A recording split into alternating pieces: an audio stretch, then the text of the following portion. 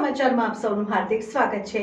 શિરોડ તાલુકા સેવા સદન કચેરીમાં ઓફિસના સમયમાં પણ સરકારી બાબુઓની ખુરશીઓ ખાલીખમ જોવા મળતા કચેરીના કામકાજ અર્થે આવેલા અરજદારોમાં ભારે રોષ વ્યાપી જવા પામ્યો હતો।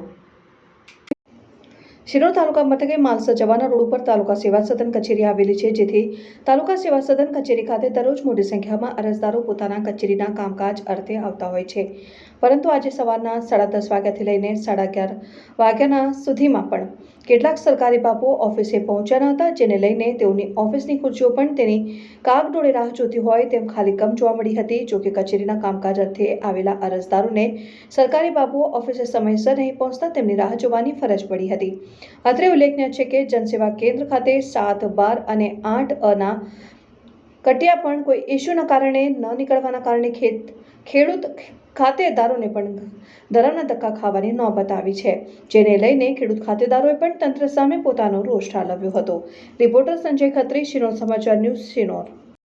મારું નામ નયન પરમાર છે। હું અવાખાલનો રહેવાસી છું। અવાખાલથી આવીએ છીએ, અમારે જમીનના કટિયા કઢાવવા માટે આવ્યા છે।